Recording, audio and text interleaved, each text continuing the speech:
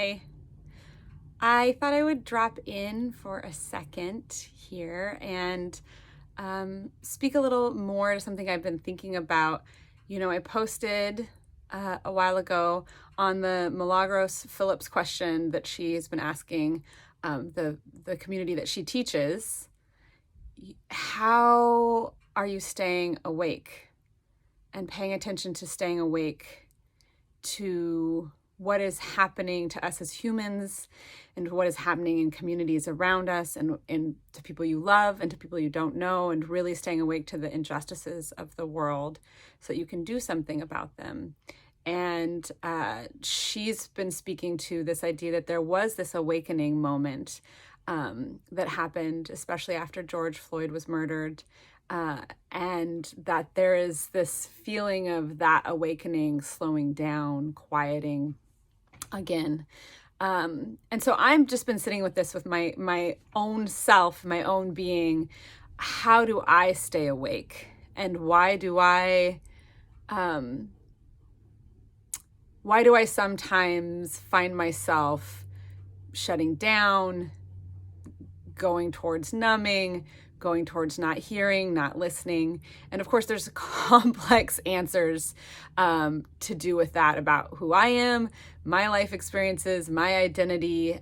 There's many complex answers that anybody could answer for why they're having trouble staying awake to what's occurring in the world and to doing something about it. But I was thinking about three things in thinking about this question recently. And I kind of think for me, like big categories, there's three categories of why I might not be staying awake. And those three categories are I'm having a big feeling, like I'm scared, I'm anxious, I'm not feeling hopeful, I'm having a big feeling. And so then instead of staying awake and going towards something that may be a hard reality, where something is asked of me, because I'm having this really big feeling, I step away from it. Another reason for me, I think, in like the big picture, is kind of this teaching that I feel like we have, at least in the States, at least something that I've internalized, which is you don't have to do anything you don't want to do. And if it doesn't feel okay, it doesn't feel good, you don't have to do it. I mean, I want to recognize that there's definitely white privilege in that. There's definitely coming from privileged positions of being in the US from that. But I also think there's just this modern time that we're in where we're given so many opportunities to tap out and to not sit with things when it's difficult or think through things. I have so many opportunities in the day to turn on Netflix or Instagram or whatever and not tune in and tune out. And so that's one more thing. I think I'm like fed a message that's okay, and to take that time to tune out. And then I think the third thing for me is there are times when I actually feel like I don't have capacity. I don't have capacity to take in the things that are needed in this world, the change that's needed, the stories that are happening. And I think right now I'm just offering this because there's this chance to differentiate and get in there and think about what are the reasons you might have moments when you don't stay awake. Because then the response, the like kind response to yourself that then allows you to stay awake and present and part of making the change in the world and part of listening to what is needed and being responsive or supportive, comes from knowing why maybe you don't want to be awake or you're not feeling like you can be awake.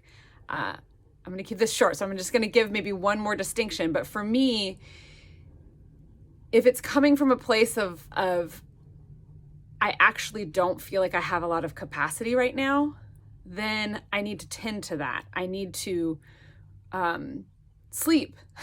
I need to go for a walk. I need to check in with like the amount of things I'm doing, moving parts I have going, caretaking I'm doing within my family, and acknowledge that and tend to that and give myself grace around that, but take care of myself so I can show up, so I can be awake. That is different and sometimes gets blurry with this other thing of maybe there is an emotion I don't want to feel or an emotion that's hard. And then I need to go towards that and gently kind of look at it and unpack it so that I can pay attention and stay awake. And blurrier even with this sort of belief of I can disengage whenever I want to. It's okay to just turn it all off. And of course, sometimes it is, and sometimes that is about capacity. But I notice in me that I have to actively confront that belief in order to stay in the work of helping to create a less unjust world. The learning, the changing, that for me requires a turning towards, which requires me to be really mindful of the difference between I need a little bit more capacity versus I just want to numb out or I'm scared.